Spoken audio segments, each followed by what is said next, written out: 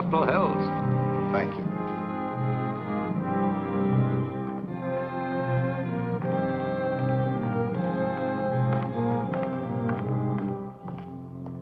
So, by way of making you feel right at home, Bobby.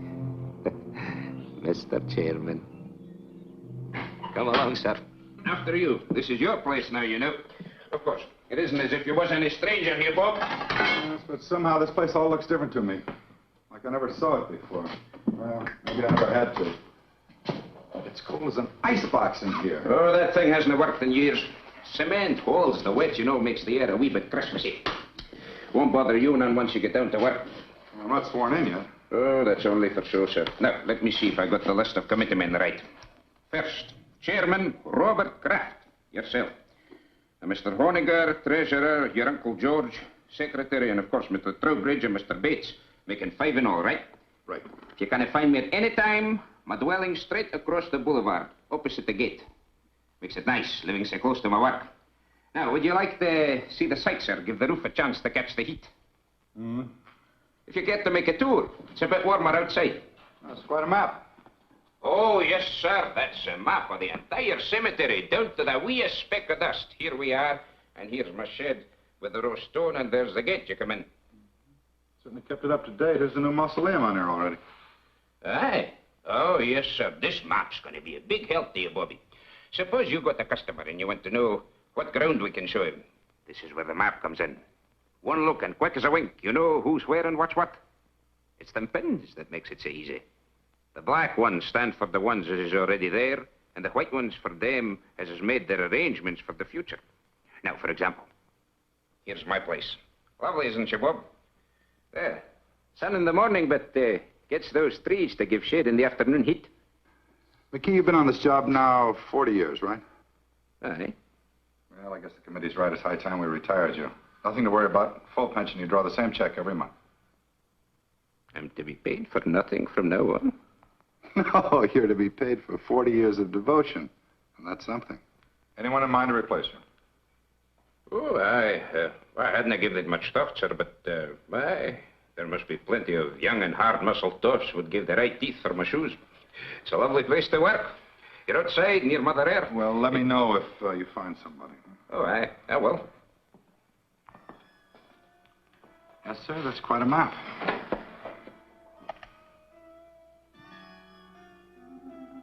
Pardon me, sir. I just wanted to show you where we keep this in case of emergencies. No need to worry, though. We haven't had none yet. Oh, you expecting visitors, sir? No, but that sounds like Stu Drexel. Oh, aye. Drexel and Pretty Beth Ferris. Did I hear they was promised? Looks like they're hitched. She finally caught me, Bob. Bethy, many happy returns of the day. Stu, that's a great place you picked for a honeymoon. Oh, marriage has made me conservative. How about it, Mrs. D? Can I carry you over the threshold? I still don't think it's so very funny. I think it's positively awful if you really want to know the truth. Oh, Bethy, don't be that way. What's the trouble? How would you like to get a cemetery plot for a wedding gift? Now, Bethy, you know Pop never meant it for a present. It's just a formal, legal sort of thing. You see, Dad left part of my inheritance in trust for when I got married. One of the provisions was that myself and my wife had first-class accommodations here at the Immortal Hills. Doesn't cost us a cent, but we have to buy the plots before the bank will let me have the cash. You know, Dad, he never did consider me much on responsibility. He was a very smart man. Oh, aye, that he was. And though a bonny bride should have her thoughts far from doom, it's a lucky girl whose father-in-law provides from the beyond for her future. Isn't he sweet? Thanks, Scotty. Bob, give us a couple near the old man, will you? And call up Owens at the bank in the morning so I can cash a check. I don't think it's funny at all.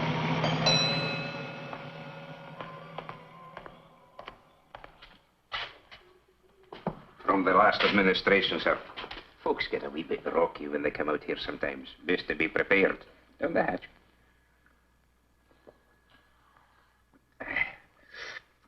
Thank you. Oh, over here. That's where the Drexel bunch is. It'll get so you'll love it out here, Bobby. It's a fine and green and lovely place. A fine place to slip away from the cares of the world. Slip away and live a wee bit.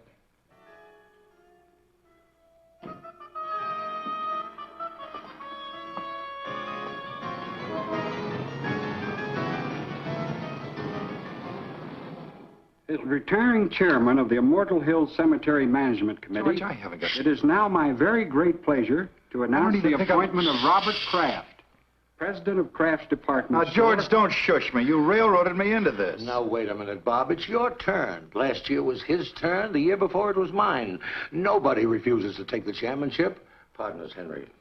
President of Kraft's department store. Why? Nobody ever has. It's just not done, son. Well, can you give me one good reason why I should take over the management of a whole big cemetery when I'm up to my neck in my own business? As retiring Of course I can. Tradition. Particularly for us Krafts. You always hop on dignity, honor, prestige. Well, how do you think we got it? Because your great-grandfather, your grandfather, and your father served on every community project, board, and committee that was ever created. They served for free, but they did it for business. That's what a fine family has to do in this town.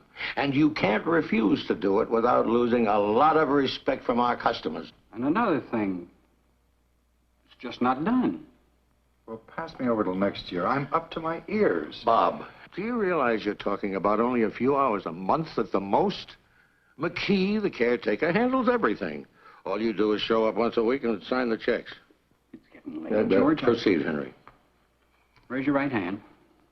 Well, what about Bill Honiger? Raise your right hand. Do you, Robert Kraft, swear to discharge the duties and responsibilities of this office faithfully and completely to the utmost of your abilities? I do. Congratulations, Bob. Thanks, Mrs. Trowbridge. Thank you, Uncle George. Okay, Miss Lane, you can put through his calls now. Thank you, Mr. Watson. I'll ring him for you now. Hello. There's a guy named Watson on the phone. Says it's urgent. Do you know him? Of Olds and Watson? Olds and Watson, you know. Oh, the Undertaker. Swell. Hello. Well, thank you very much, Mr. Watson. I'll do the best job I can. Yes, sir. Oh, you're kidding. Well, sir, don't worry about it. I'll take care of it myself. I'll be there within an hour. Yes, sir. Thank you. Well, what about this ad? I have to wait. I'm sorry. Well, now, call McKee. You don't have to go up there every time. This is different. Somebody prominent? Stu Drexel and his wife. Stu and Betsy. No.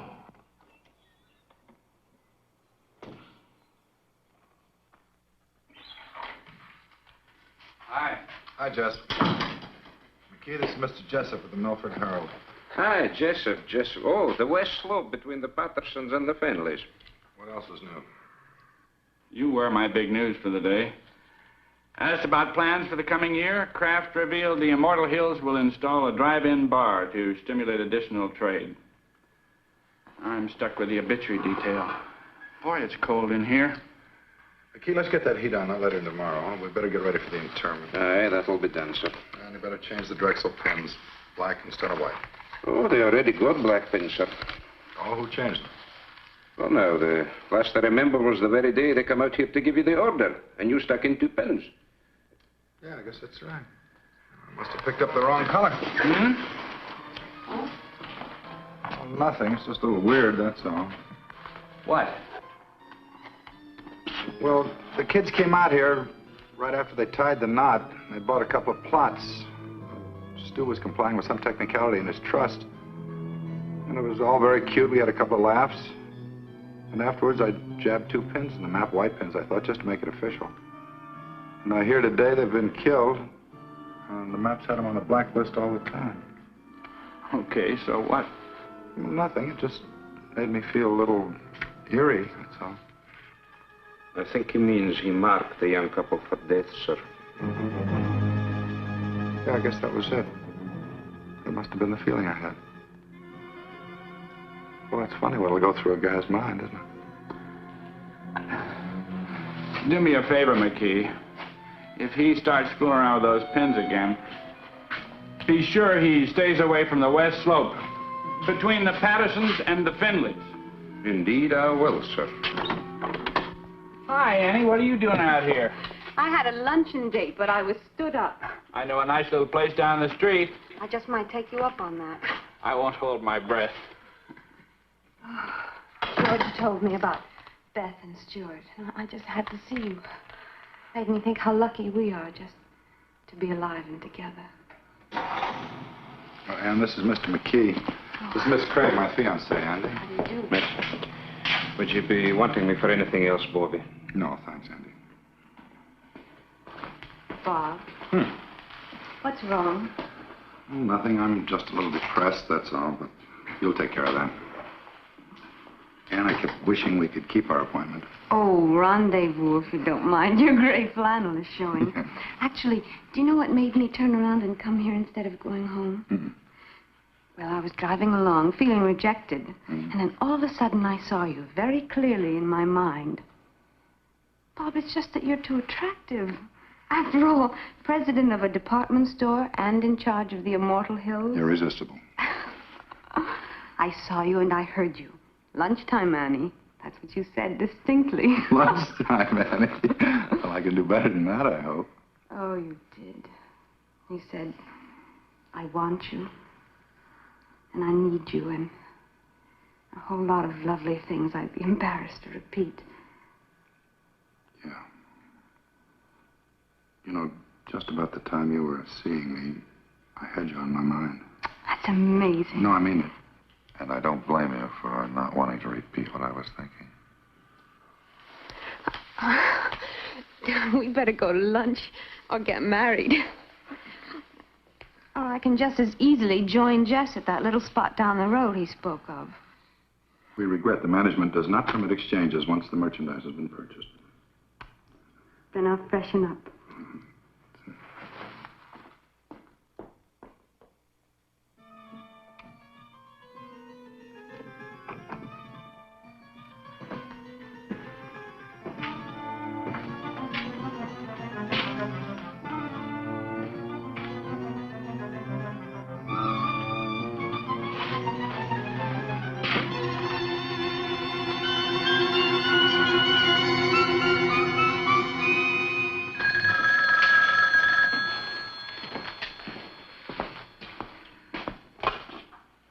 Immortal Hills, Kraft. Hi, Carl. No, terrible. No, I'm sorry. The funeral's been confined to the immediate family. Yeah, all right, Carl. I'll see you later.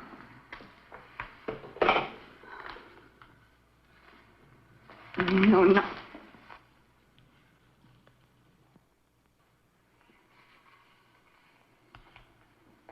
Yeah, you're right. What? You're right. We are lucky to be alive. Be with each other. Come on.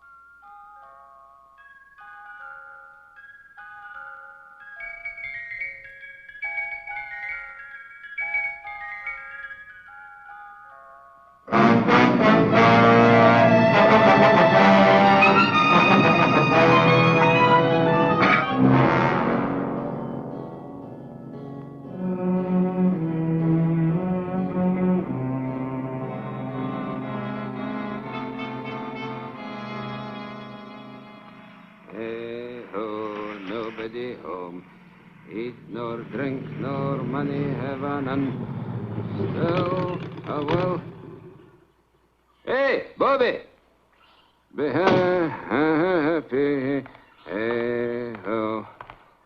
Ah, I picked the Strexel stone for glass.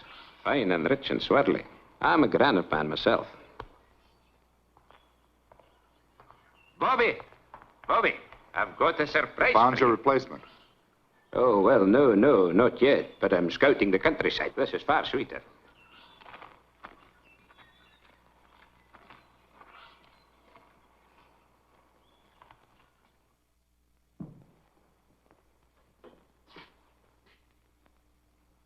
This is what I call getting things done. Okay, you should have been an executive.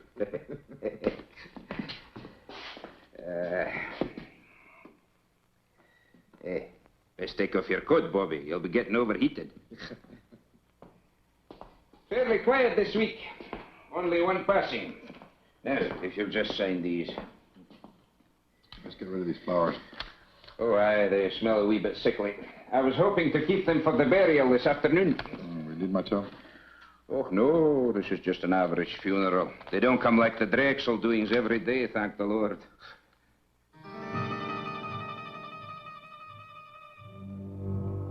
I keyed this bill for W. Isham. What's it for? Well, he's the lad for this afternoon, Bobby. Oh, no need to look so sad. Willisham was the same age lad as me. Oh, there's something I've been meaning to tell you. Mighty queer it strikes me, Bob. I went to the map just after we got the news. They changed Willisham's pin to black. It was already black. Looks like there might be something creepy up with that map. Changing pen colors without human assistance, no less. I changed Mr. Isham's pin, I did. You... But, Bob, you haven't been here since he died. Jess, please. I know, I changed his pin before he died, not after. Jess, it's Bob Kraft. Can you come over here right away?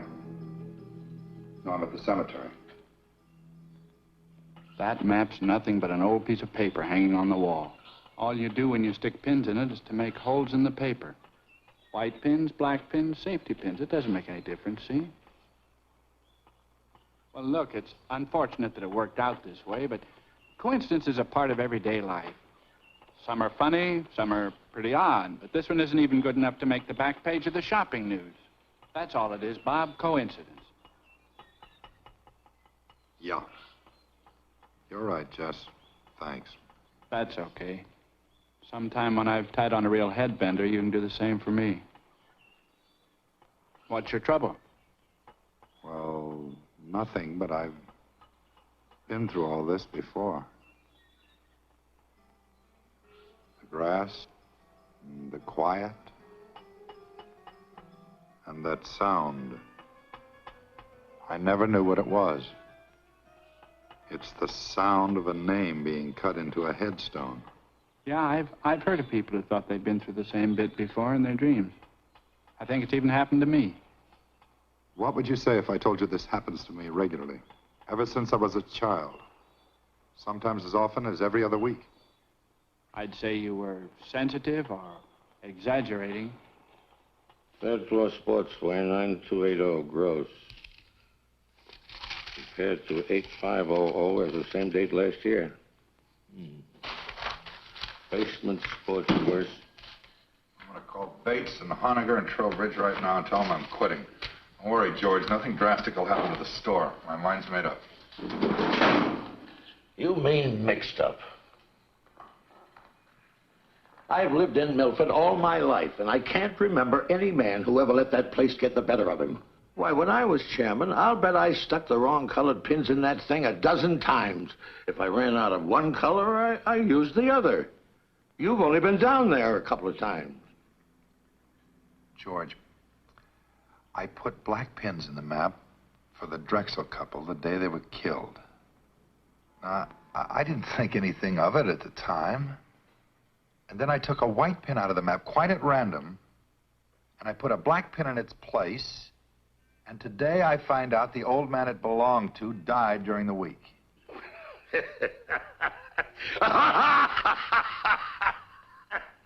Bob, that's terrible. For heaven's sake, Bob, everybody loves a ghost story. Where's your sense of humor? You don't really believe that stuff you're telling me, do you? No. But I still think I may be learning something about myself.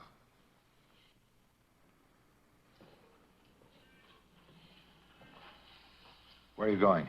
Oh, I think I'll just take a run out to the cemetery. What for? Sounds like it might be fun. After all, I've been trying to find some way to wipe out our competition for years. Good night, George.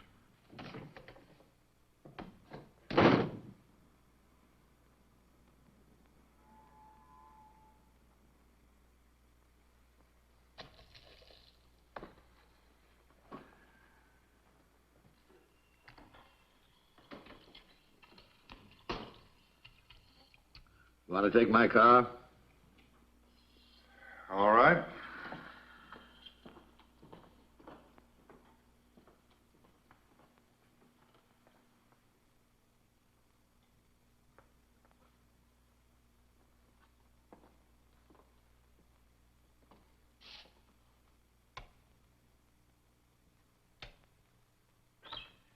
Won't be but a moment, sir. No, don't bother, McKee. I think I've got it.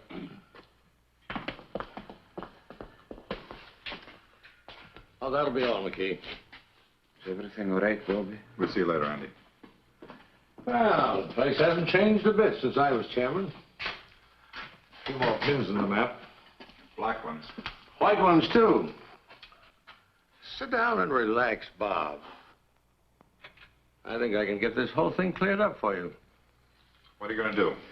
I'm going to convince you that there's nothing out here for you to worry about. George, let's forget this. Bob, I said I'm just going to convince you. Well, George, suppose you took Henry Trowbridge's white pin out and put a black one in its place, and tomorrow morning he turned up dead. It's not a chance. Well, I know not a chance, but suppose by some weird coincidence it happened. Now, it's happened to me 3 times already. I deal strictly in facts, son. I don't go for this coincidence bunk. But if Henry Trowbridge even looks a little peaked tomorrow, you can resign and I'll back you up. Now, Henry Trowbridge, let me see if I remember. George, I just mentioned Henry as an example. Now, you're not going to use him. Well, Henry's as good a choice as anybody, considering he directly preceded you as committee chairman. Wait a minute, George. You better let me put the pin in. If you do the honors and nothing happens, it won't be quite as conclusive. By all means, let's not diverge from the established pattern. But I'll have you know, I was no slouch when it came to pinning the tail on the donkey when I was a kid. No reflection on Henry. Go ahead, Bob.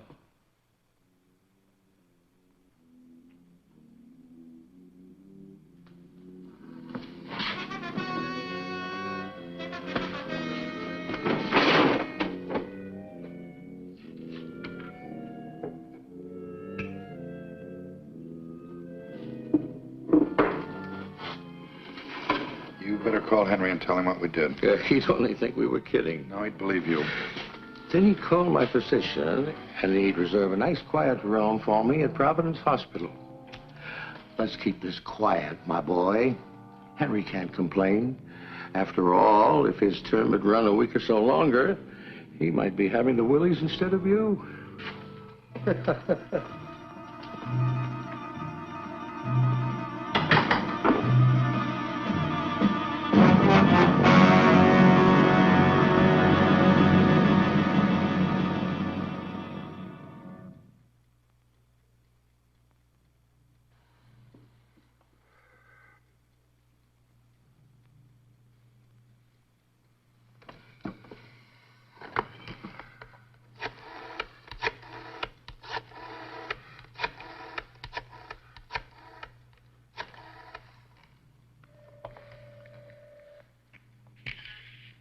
Hello, Miss Trowbridge. This is Bob Kraft. What are you doing up so late? Nothing serious. I just meant to call Henry earlier and it slipped my mind. Put him on, will you? Or if he's watching the movie and enjoying it, ask him to call me back during the commercial. No, Bob, just hold on and I'll get him. He's upstairs reading in bed, but I'm sure he's not asleep. disturb him. You just hold the wire, Bob.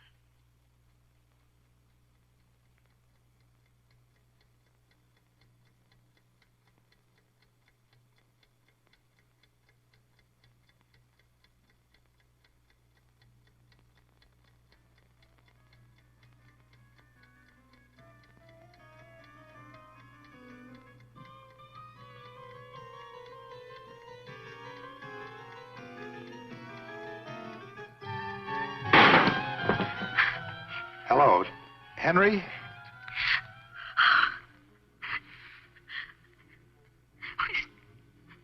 He's not breathing, Bob. I've got to call a doctor. I understand. I'll hang up right away. I'm terribly sorry.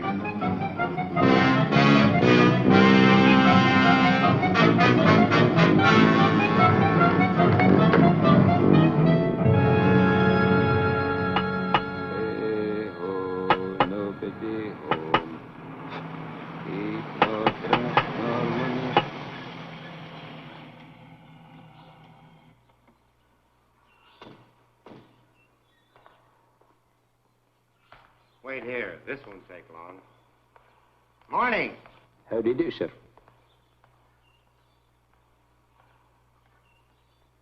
Well, I don't understand it. Jess said he'd be here in 20 minutes. Lieutenant Claiborne? So that's it, huh? Sure big enough. There are the black pins, eh? We're particularly concerned with these four. Isham, and the Drexel couple, and now Trowbridge. Let me get this straight, Mr. Kraft. You say that every time you stick a black pin in the map, people turn up dead? That's right. Well, go ahead, Lieutenant. You think I'm a crackpot, and I hope you're right. I just want to prove it beyond a reasonable doubt.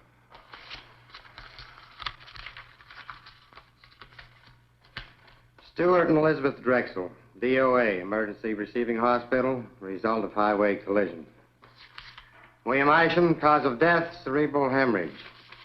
Henry Trowbridge, coronary thrombosis. Well, the rule is this. Where no evidence of homicide exists on initial investigation, the matter will be dropped. Investigated and found nothing. Sorry. Jessup? What's new, or should I say real? Nothing like murder, if that's what you're after. I'm sorry Bob saw fit to disturb you, Lieutenant. No harm done. What do you make of it, Jess? I keep telling him it's just coincidence. Yeah. If I were you, Mr. Kraft, I'd take a week or two off. Take it easy. You forget all about it. If you're going to use the story, kindly refrain from mentioning my name. I know. Lieutenant Claiborne, with an E on the end.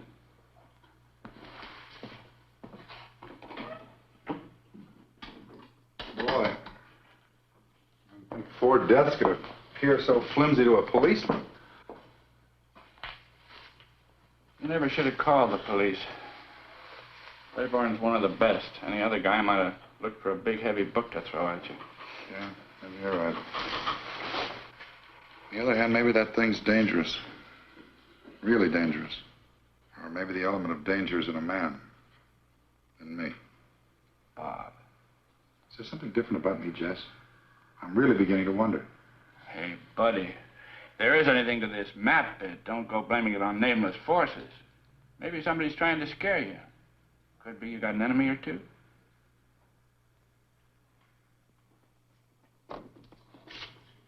Somebody using your desk, George. He came in to keep me company, darling. That was very sweet of him.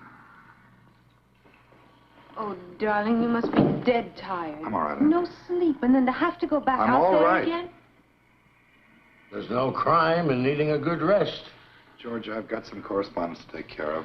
I've already taken care of your mail, and I took the liberty of making reservations for you. Flight 33, leaving for Miami at 5:45. My pal Sanford owns one of the finest hotels on the beach. George, thanks anyway. There's nothing I'd rather do, but I can't possibly go now. Bob, I gave you my word. If anything happened to Henry, you could resign. I talked to Charlie and Bill Honiger, and they understand completely. It's all fixed, son. The situation's changed. Until this thing's cleared up, I'm not about to resign. Oh. Now, when you tell the others, ask them to meet me here in my office, 7:30 tonight. It's awfully short notice. The committee can't just ignore what's happened. I guess you're right. Darling. And I'm sorry, I didn't mean to snap at you. Now, why can't you resign? Well, because possibly something real, unreal, I don't know, is waiting to kill one of us every time I jab a black pin into that map. Bob, if you're talking about Henry Trowbridge, the poor man died of a heart attack. Heart disease is the country's #1 killer. Maybe not in Milford. Oh, Bob, you can't mean that that map is literally killing people? No, Ann, maybe it isn't the map. Well... What about the other day? You saw me, you heard me. Lunchtime, Annie, I want you, I need you. Bob, I was obviously trying to bring a little romance into our very dull and dismal lives. No, Ann, don't try to deny it. I No. do deny it. Bob, I love you. I'm not in any sort of occult thrall to you. Hey, can't you take a joke?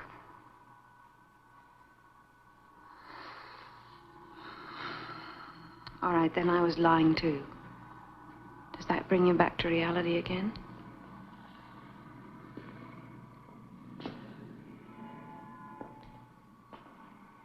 Bob, I think we better take advantage of those plane tickets. George's Mr. Sanford's could be best man. The offer's awfully attractive. I love you so much. And if you're going to cry, do it someplace else.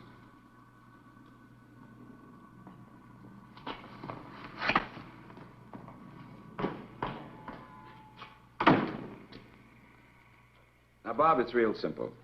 We're willing to play ball with you. If you want to remain chairman of this committee, we wouldn't think of trying to dissuade you.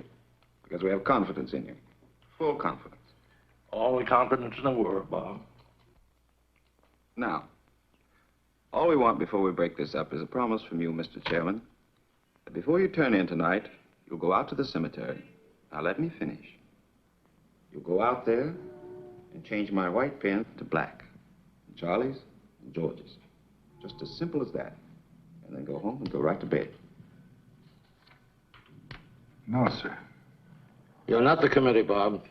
You're only our chairman, with the duty to carry out the will of the majority. We feel that you should do as Bill said, because it'll put an end to this business once and for all. Otherwise, we'll do the resigning right here and now. Well, let me sleep on it. Let's all sleep on it. I don't think you people realize what might be involved here. Motion defeated. Tonight. Well, your devotion to the principle of majority rule moves me deeply. Okay. And good night.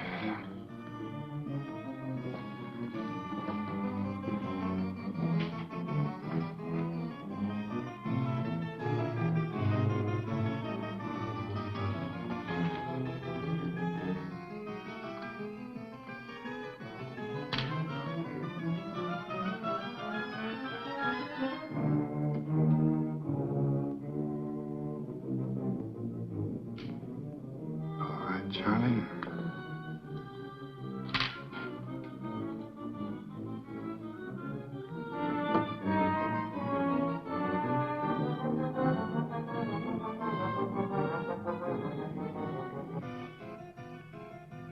Here goes nothing, Uncle George.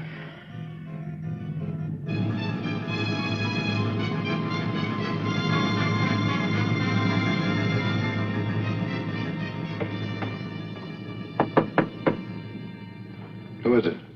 It's me, Bobby. Open up.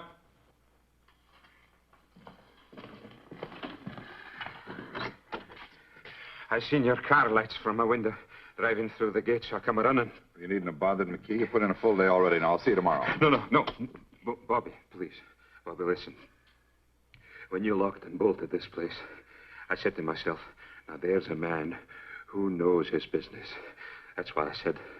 He may not know everything, what's behind it, but he knows when a thing's to be fooled with and when it's to be left alone. There's nothing to fear with a man like Bobby Kraft at the tiller. That's what I said. Well, that's fine now. You run along home and don't worry about a thing. Nothing's going to happen to you. No. Please. Bobby, lock this door again and send yourself home. Or else, who can answer for what may happen to the whole miserable lot of us? It'll have to be open sometime. If I don't do it, they'll get somebody who will. Good night, Andy. Good night.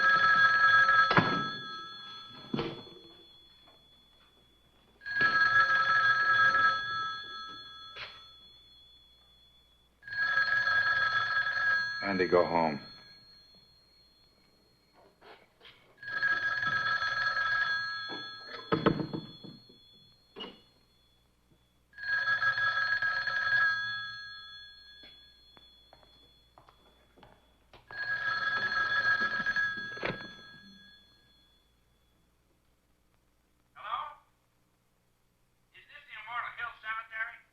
What do you want, Jess? Bob? Why didn't you answer me? I've been looking all over town for you. I'm calling from your place now. What are you doing at the cottage again? Haven't you had enough for one day? Jess, I think I've done something terribly wrong. Oh, Pete, what are you talking about? Well, we had a meeting of the cemetery committee after closing tonight. Bill Honegger, Charlie Bates, and George, everybody. And they voted to make me come out here to the cemetery and stick black pins in the map for each of them. Just like it was some kid's nightmare. So I did it. Jess, there's a black pin in that map for Charlie Bates and Bill Honegger and George.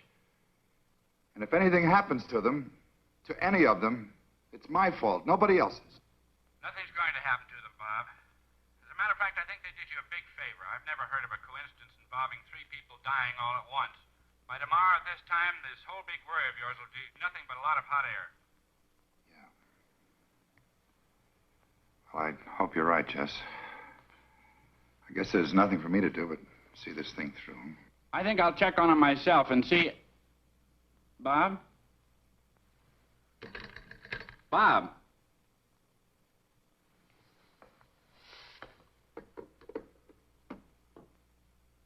Honegger, Bates, and George.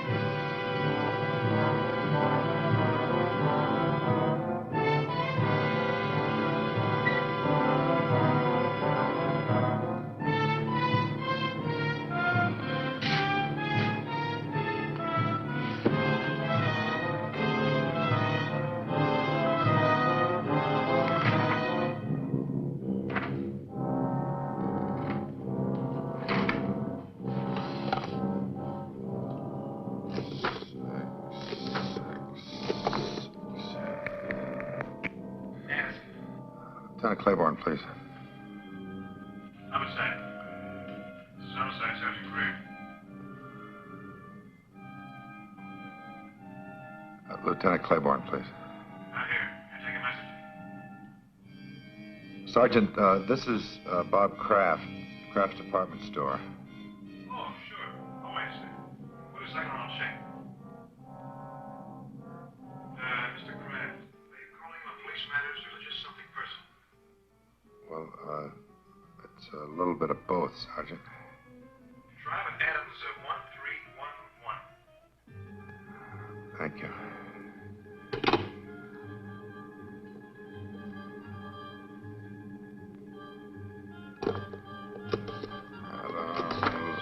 Adams 13.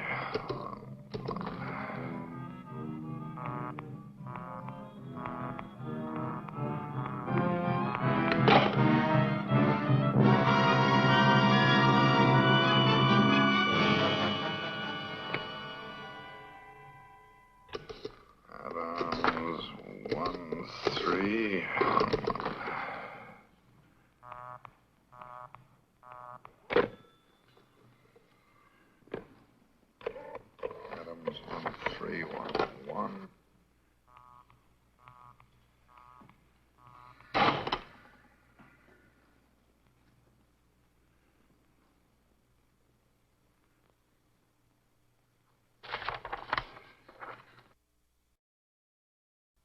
Bill Honiger, Adams 1311.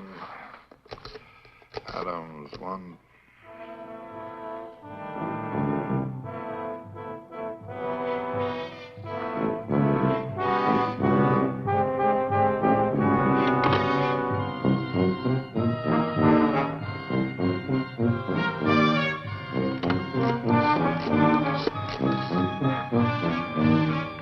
Give me homicide. Yes, sir. Homicide. This is Bob Kraft speaking. I can't get through to that Adams number. Oh? Claiborne's at that number, and it's imperative that I speak to him right now.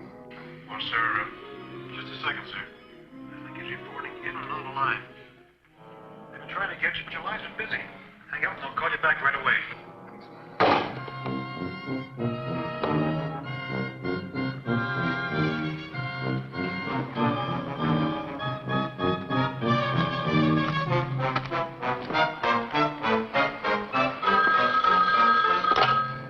Something happened to Bill Honiger. Hello. Yes, Bob. Jess, I'm expecting a call from Claiborne. Hang up. Call me back in 10 minutes. Claiborne's with me. Let me talk to him. He's not here now. What's wrong, Jess? Bill Honiger's dead. As soon as I found out, I routed Claiborne out of the sack and filled him in on the whole wild story.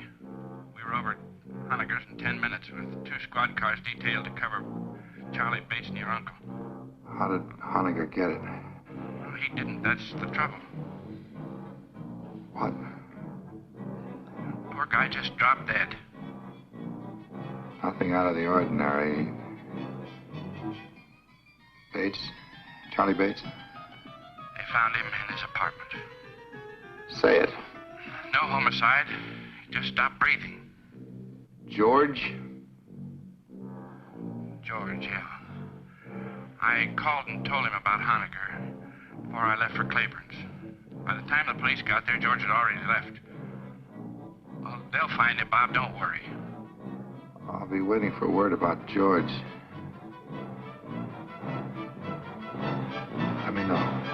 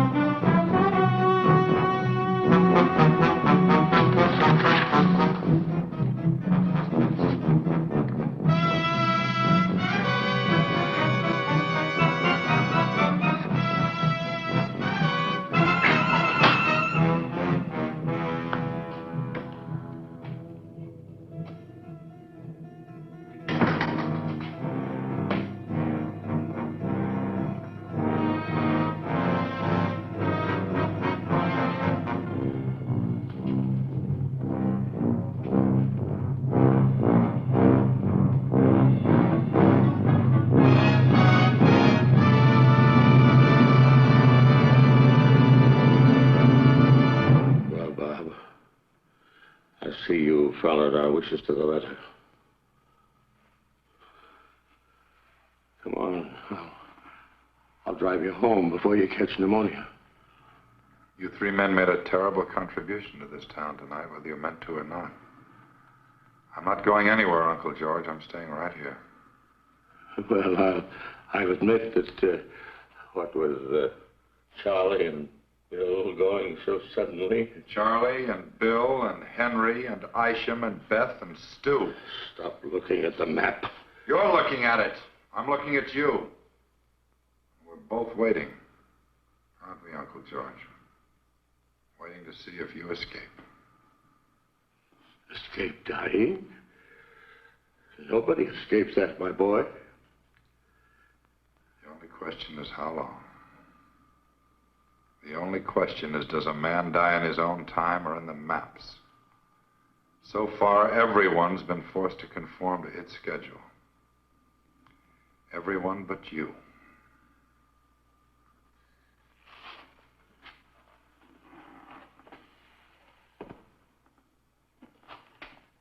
That puts me back on schedule. My own schedule. If it makes you feel any better.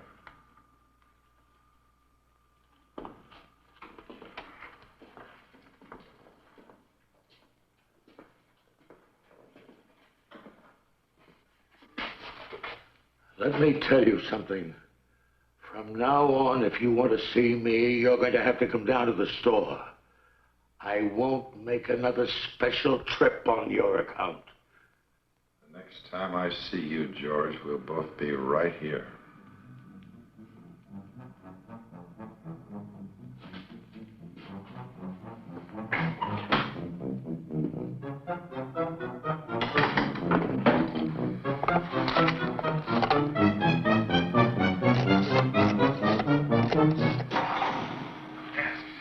Homicide. Homicide. This is Robert Kraft out at Immortal Hills. Boone speaking. Lieutenant, my uncle just left here. I think under the circumstances, the least you can do is put a man on to watch over him, no matter how ridiculous the situation seems to you. Thanks a lot, Mr. Kraft. We'll take care of it right away. He's wearing an overcoat over his robe and pajamas. We put a description of the wire quite some time ago. And you do think there's danger? Sergeant Kraft, George F. driving east on Bunker Hill. Road from destination and our apartments pick up on President. We'll have your uncle safe and sound in 10 minutes, Mr. Kraft. You'll hear from me.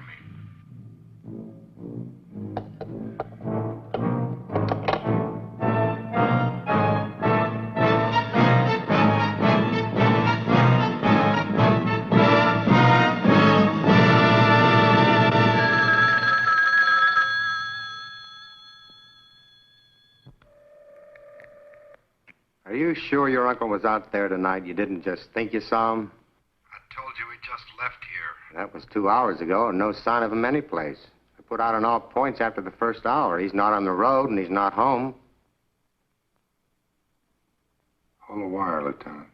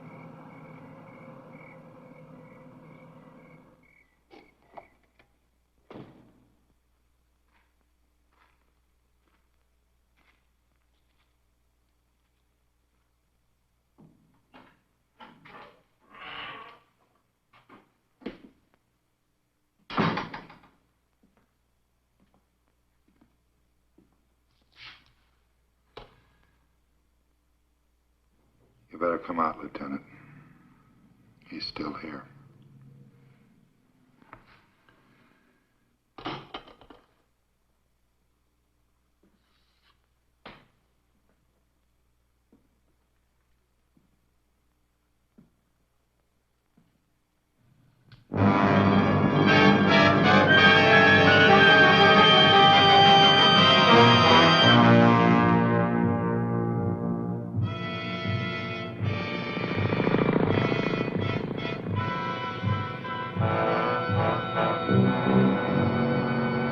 Where have you been all the day?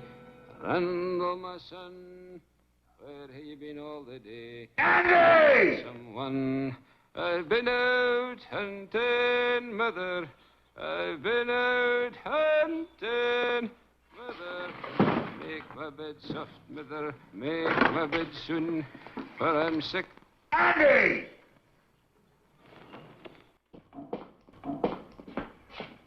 Vicky, I'm going to burn that stuff in the greenhouse if this heater doesn't work by tonight. Bobby, it took a whole lifetime of collecting for me to get the whole caboodle here. And see here, you haven't even touched your food.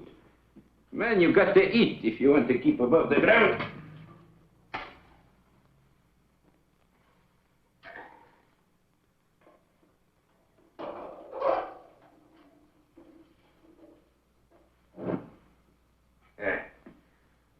Lights for me, Bobby. Of course, I can't answer for what happens after sundown.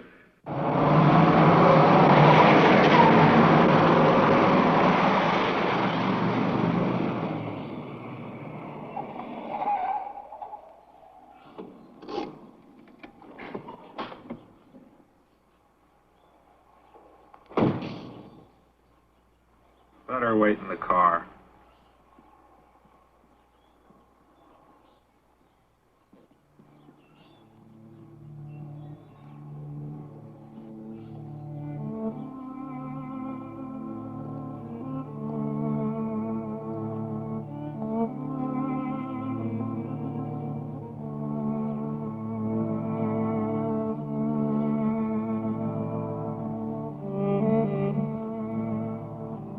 Irresistible.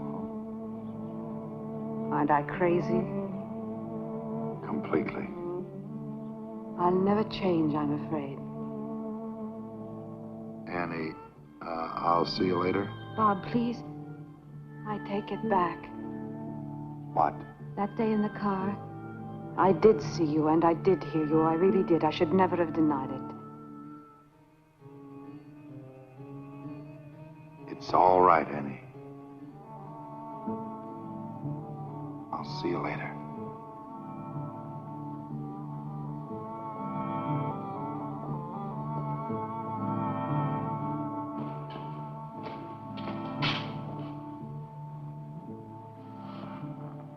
You've a party named Jacob Mittel someplace on the map? M-I-T-T-E-L. William Porter? Sure. No? Yeah. We contact the French designers through Middle. Matter of fact, he's in Paris now. Better strike him out. Jenny? Go ahead.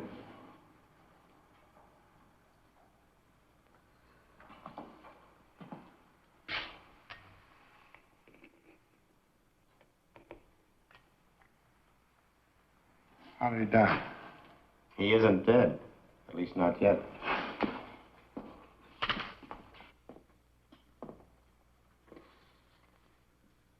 I know what you're thinking, Mr. Kraft. You're thinking that we tricked you into killing Jacob Mittel. Well, you're 100% right, so try to relax, huh? This one's on the police. You see, Jacob Mittel's in the prime of life. No previous major illnesses, no record, life expectancy, exceptionally good. And he's in Paris with all that ocean water to protect him from this mess.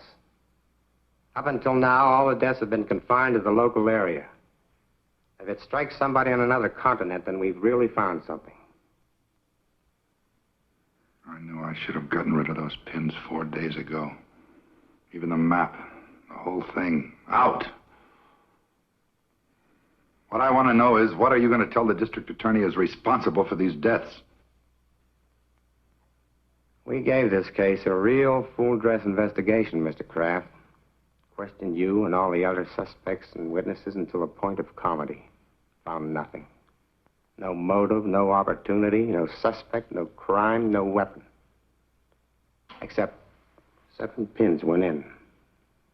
And the 7 people died. Not 1, 7. Who put in those pins? You did. All 7.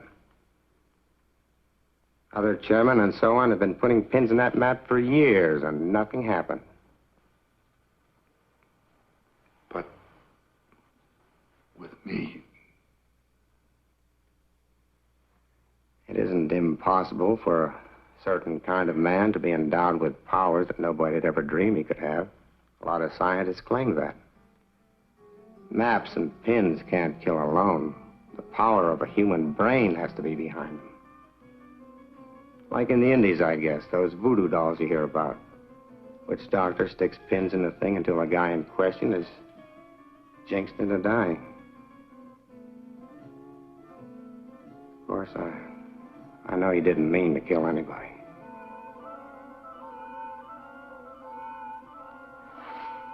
I have to get back. You'll hear from me the minute we get word.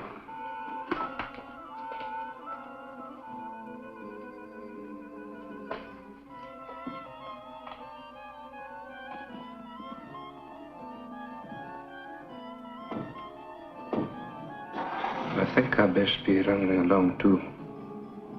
Bob. I think so.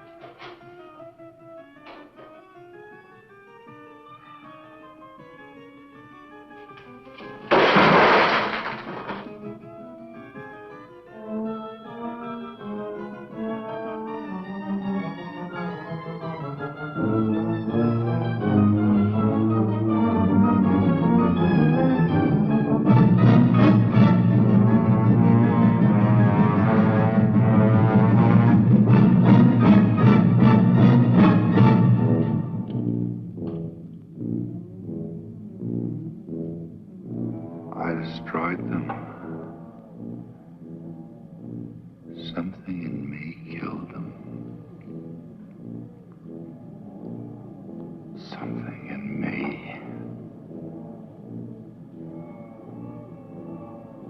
But I couldn't refuse the job. A man with my reasoning power.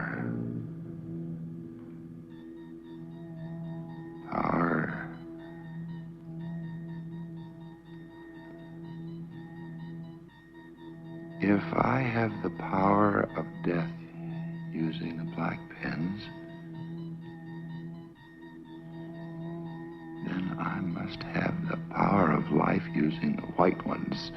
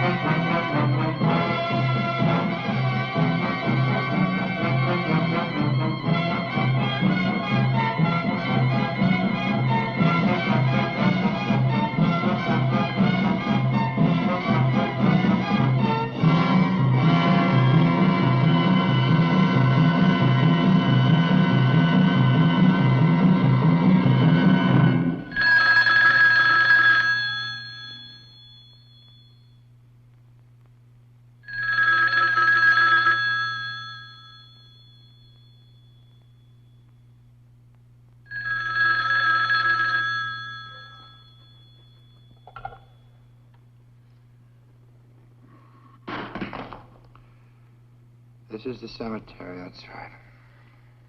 This is Rosamund Middle. Rosamund, I don't... Yes? Can't you hear me? This is Rosamund Middle. Jay's wife. Rosamund, yes. Just received a cable, Bob. Can't you hear me? He just received a cable from Paris, France. That's right. I'll read it again. Regret. Jacob W. Middle died in Hotel Royale. Body awaits disposition. Signed American Embassy, Paris, France. He died there. Died in Paris, France. Died. Jacob W. Middle. Impossible.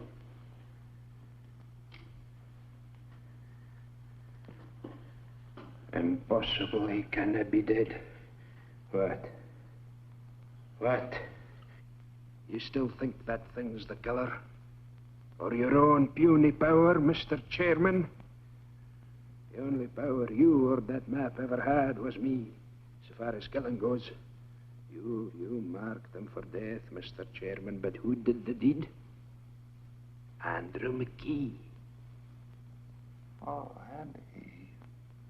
Why? You and your high and mighty committee, turning out a man with 40 years of service on the grounds. 40 years. I told you, Andy, a full pension. It isn't cash what keeps a man going, lad. What keeps his feet on the ground and keeps him on the job till the Lord makes him quit. The Lord, but nobody else. This is my hills, my lands, my activities. Aye, we come a long, dark road to put this gun to your head, Bob. Andy, we never tried to take anything away from you. I made sure of that. I snuck up on each one of them in turn when they was alone and held them fast like so until they went. Aye, even big old George, your uncle, left as easy as a baby.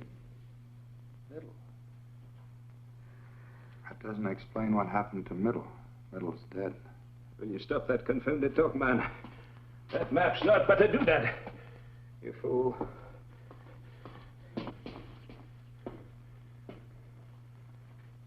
There is nothing to fear here.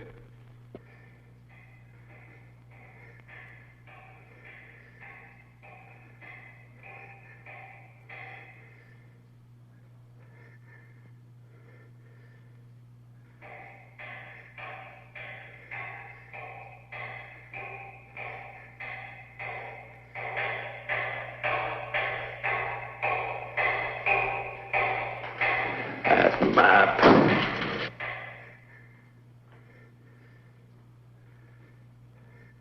Andy, talk about something else, quick. It's important. We're finished with talking. Finished you are with maps and pins black and white. Talk about something else, I said. It's important right now. Talk about anything else. Now.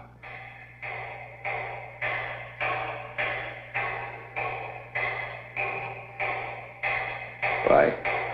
Because I caused you to kill those people. Andy, you better get this straight right now. You heard that lieutenant. It's possible for some people to have things inside them that make other things happen. Nothing is impossible for a man like that if he thinks about it hard enough. I know you, Andy. You're no killer. I made you do it. You talked me into killing them? Then they could all be back. Andy, I never knew it. How'd you come for that? That noise. Can't you hear it?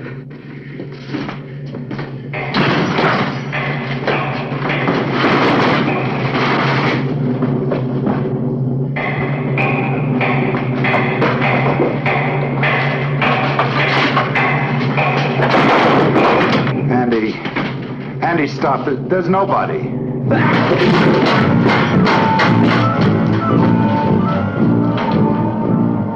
They could all be back.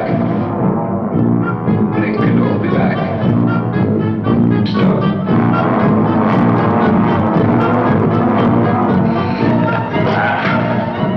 Don't take me, sir.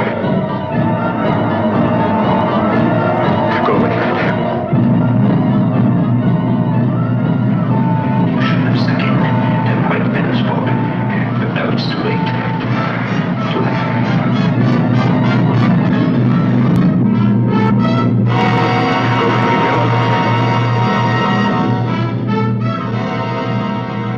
Little five. Give me only 5. Not the Andrexel couple. Go away. Go away and leave me alone. Go away. Go. Save me, Bobby.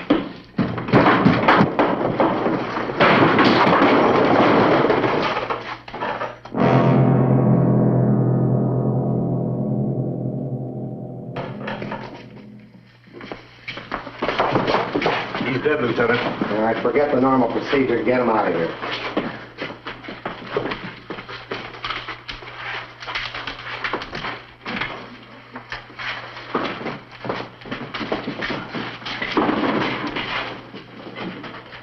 Exhibit A. He really didn't need it. They died of fright first, just like he did. You're forgetting about those 7 trips to the mausoleum, Lieutenant. 7 bodies, 7 trips. They helped. Lieutenant, Jacob Middle died in Paris. Well, that was a plant, Mr. Kraft. Middle's all right. Sorry we had to put you through this, but it was the best way to make McKee come out in the open. Mrs. Middle stayed up all night at headquarters, waiting for us to call in. Our radio car is posted just outside. We signaled her to phone you and tell you that lie about her husband. Am I getting through to you, Mr. Kraft? Well, not quite yet. We watched him, Bob. He actually managed to unearth all 7 of them. Wonder what got into him. It was those white pens.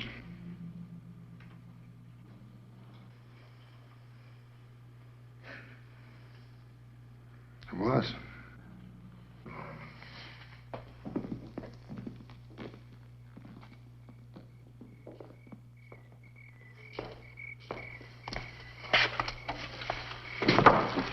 Annie, I've lost my overcoat. Oh, where? Which one? I'll get it. No, never mind.